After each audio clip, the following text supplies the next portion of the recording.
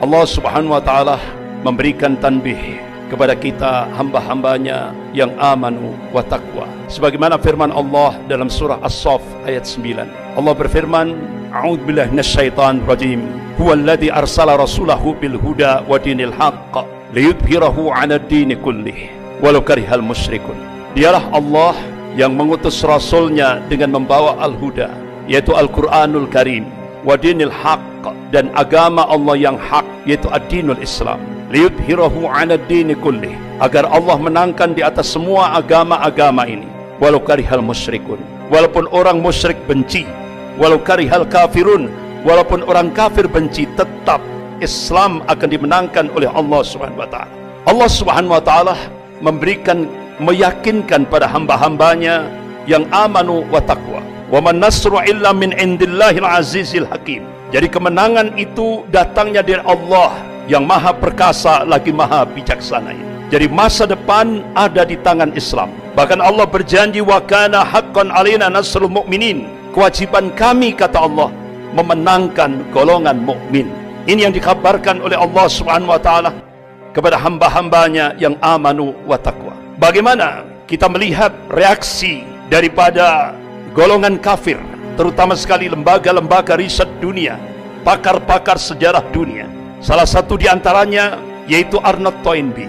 Beliau pakar sejarah dari Britania. Tahun 1954 dia sudah melakukan riset, dan hasil risetnya ini dibukukan, dan bahkan buku itu jadi bestseller.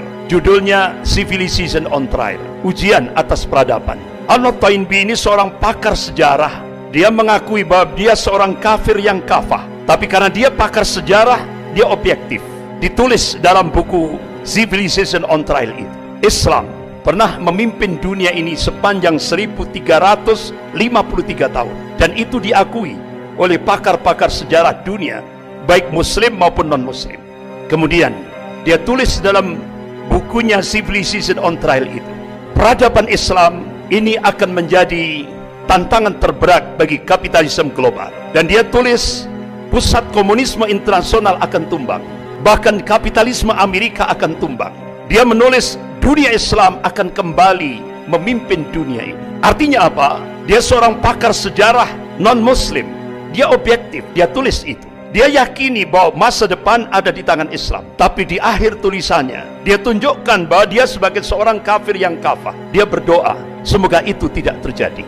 Bahkan agar lembaga riset dunia milik golongan kafir, yaitu The Pew Forum on Religion and Public Life, dia melakukan riset di seluruh dunia tahun 2005. Ternyata dari riset tahun 2005 itu, dia simpulkan 1 dari 4 penduduk dunia ini adalah muslim. Artinya apa? Perkembangan muslim sangat luar biasa. Perkembangan Islam dalam lingkup global sangat luar biasa.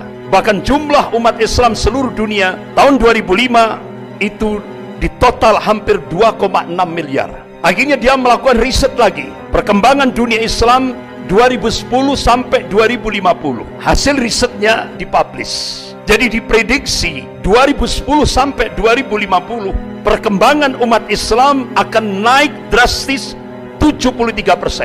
Bahkan dia publish hasil risetnya, Eropa akan muncul 50-50, 50% muslim, 50% non-muslim. Bahkan Kardinal Republik Ceko, jadi di bawah Paus, Kardinal Republik Ceko memberikan statement di media internasional, Islam masuk Eropa dengan kekuatan spiritual, dan itu benar-benar mengagetkan seluruh dunia.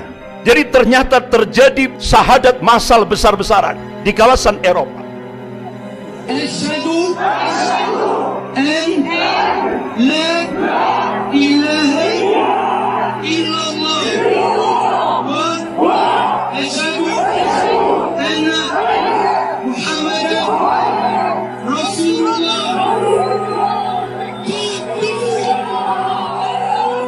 Bahkan di Eropa, jumlah muslim terbesar seluruh daratan Eropa itu ada di Perancis. Hampir 7 juta lebih umat Islam ada di Perancis. Bahkan ketika Presiden Perancis Emmanuel Macron melakukan gerakan Islamophobia dengan menggunakan institusi negara. Mereka melihat, dianggap Islam akan melemah. Tapi apa yang diingatkan oleh Allah Subhanahu wa taala dalam surah As-Saff ayat 8? A'udzubillahi minasyaitonir rajim. Yuriduna liyutfi'u nurallah biafwahihim wallahu mutimmu nurihi walau karihal kafirun. Mereka hendak memadamkan cahaya agama Allah ini dengan mulut-mulut mereka, dengan ucapan-ucapan mereka, dengan mesin-mesin informasi mereka. Tapi Allah Subhanahu wa taala tetap menyempurnakan cahaya agamanya walaupun orang-orang kafir itu benci. Apa yang terjadi di balik gerakan Islamophobia, kebencian terhadap Islam dan kaum muslimin yang digerakkan oleh Presiden Prancis Emmanuel Macron? Terjadi syahadat massal di Prancis 2 kali lipat. Luar biasa. Itu sesuatu yang mengagetkan dunia. Bahkan di Inggris dan Jerman itu hampir sama. Hampir kurang lebih 3 juta umat Islam di Inggris dan kurang lebih 3 juta umat Islam di Jerman. Bahkan hampir 20 gereja di Inggris dijual. Dan salah satu di antaranya ada satu gereja katedral di pusat kota London. Itu dibeli oleh salah seorang tokoh muslim yang dulunya dia musisi pop dunia, Keith Stevens. Alhamdulillah, Allah berikan hidayah, berubah namanya menjadi Yusuf Islam. Jadi gereja katedral yang terbesar di pusat kota London itu dibeli oleh Yusuf Islam dan dirubah jadi Islamic Center, dan sekarang benar-benar menjadi pionir di Inggris, di kota London. Bahkan di Inggris juga banyak wali kota muslim. Luar biasa. Jadi perkembangan Islam luar biasa. Bahkan di Argentina yang kita belum pernah tahu, di sana ada perkembangan Islam luar biasa. Ada 750.000 kaum muslimin. Bahkan di pusat Katolik dunia, di Italia, di Vatikan, Roma, beberapa waktu yang lalu sudah diresmikan masjid terbesar untuk menampung hampir 1 juta kaum muslimin, yaitu di Roma, Vatikan. Luar biasa. Jadi perkembangan kaum muslimin, benar-benar apa yang dilakukan riset oleh The Pew Forum on Religion and Public Life, ini sebuah realitas, sebuah fakta. Jadi diprediksi 2010 sampai 2050 peningkatan jumlah kaum muslimin diprediksi 73%. Bahkan lembaga riset dunia The Pew Forum on Religion and Public Life memprediksi 2070 Islam akan menjadi agama terbesar di seluruh dunia. Padahal ini lembaga riset milik orang kafir, milik golongan kafir. Tapi dia meyakini masa depan ada di tangan Islam. Bahkan National Intelligence Council, Dewan Intelijen Nasional yang menaungi 15 negara di bawah kepemimpinan Amerika, melakukan riset. Hasilnya dipublish di media internasional. Start 2020 akan terjadi kebangkitan Islam global, dan itu akan terus bergerak di seluruh dunia, terutama sekali dunia Islam. Bahkan Dinas Intelijen Rusia memprediksi akan terjadi kebangkitan Islam, yaitu diprediksi 2025. Rasulullah SAW mengabarkan kepada umatnya, qala Rasulullah SAW, innallaha yab'atsu li hadhil ummah ala ra'si kulli mi'atin sanatin may yujaddidu laha dinaha. Rawahu Abu Dawud. Rasulullah mengabarkan, sesungguhnya Allah akan memunculkan, akan membangkitkan di tengah-tengah umat ini dalam setiap penghujung 100 tahun, yaitu seorang al-mujaddid, pembaharu di dalam agama ini.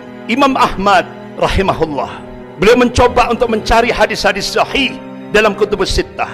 Masya Allah, dengan matan hadis yang sama beliau cari dalam kutubus sittah. Alhamdulillah, beliau temukan hadis-hadis yang sahih ini. Beliau pelajari, beliau teliti, beliau kaji secara dalam. Akhirnya beliau mengambil satu khulasah, kesimpulan. Mujaddid yang pertama, yaitu Khalifah Umar bin Abdul Aziz rahimahullah, yaitu cucunya Khalifah Umar bin Khattab radhiyallahu anhu. 100 tahun lagi, mujaddid yang kedua, gurunya Imam Ahmad, yaitu Imam Syafi'i rahimahullah. Kemudian 100 tahun lagi, jawabannya wallahu a'lam, hanya Allah yang tahu. Beberapa ulama-ulama dunia, salah satu di antaranya yaitu Wakil Sekjen Rabithah Ulama Palestina di Bilad Syam, beliau adalah Syekh Dr. Abu Bakar Al-Awawidah. Selama di penjara Israel, beliau mencoba melakukan riset dengan pijakan Al-Quran dan As-Sunnah dan kitab-kitab yang ditulis oleh ulama-ulama Ahlus Sunnah. Akhirnya beliau mengambil satu kesimpulan, insya Allah kalau beberapa ulama-ulama Ahlus Sunnah melakukan hitungan matematis, dan itu Hijriyah, tapi dicoba dimasehikan, insya Allah akan terjadi Sofatul Islamiyah itu 2024, berarti kurang 3 tahun lagi. Tapi semuanya wallahu a'lam, hanya Allah yang tahu. Dari hasil kajian ulama Syekh Dr. Abu Bakar Al-Awawidah ini, akhirnya apa yang terjadi? Ketahuan oleh tentara Israel, oleh polisi Israel, sehingga di penjara Israel Syekh Dr. Abu Bakar Al-Awawidah kedua matanya disinar sampai buta, fisiknya disiksa, dengan cara-cara yang sangat biadab. Sampai akhirnya beliau selesai masa tahanannya. Qadarullah, begitu selesai masa tahanannya, beliau bercita-cita ingin menyampaikan hasil risetnya kepada umat Islam di Indonesia ini. Qadarullah, akhirnya Allah mudahkan perjalanan beliau dari Palestina menuju Indonesia. Tepat bulan Juli 2015, beliau diterima di Masjid Jogogarian, Yogyakarta. Beliau sampaikan hasil risetnya. Insya Allah, berdasarkan nas-nas syar'i, Allah Subhanahu wa Ta'ala akan memunculkan pemantik awal kebangkitan Islam global dari arah timur. Kata beliau, insya Allah dari Indonesia. Akhirnya sampai beliau meneteskan air mata dengan suara yang terbata-bata. Wahai umat Islam Indonesia, genapi syarat-syaratnya supaya kalian layak dipilih oleh Allah menjadi pemantik awal kebangkitan Islam global, yang puncaknya, puncak kemenangan Islam di akhir zaman sebagaimana yang ditakdirkan oleh Allah Subhanahu wa Ta'ala. Rasulullah mengabarkan, qala Rasulullah sallallahu alaihi wasallam fi Baitul Maqdis wa akna fi Baitul Maqdis. Ini hadis sahih rawahu Ahmad. Jadi pusat kemenangan Islam di akhir zaman Allah takdirkan di Baitul Maqdis dan di sekitar Baitul Maqdis, Palestina, bukan di Mekah, bukan di Madinah. Inilah yang dikabarkan oleh Rasulullah sallallahu alaihi wasallam dan satu hadis sahih rawahu Ahmad. Tapi pemantik awal itu diharapkan akan muncul dari arah timur, yaitu Indonesia. Bahkan terjadi ijtima' ulama seluruh dunia, semua berdoa mudah-mudahan Allah jadikan Indonesia menjadi pemantik awal kebangkitan Islam global, dan itu diprediksi 2024.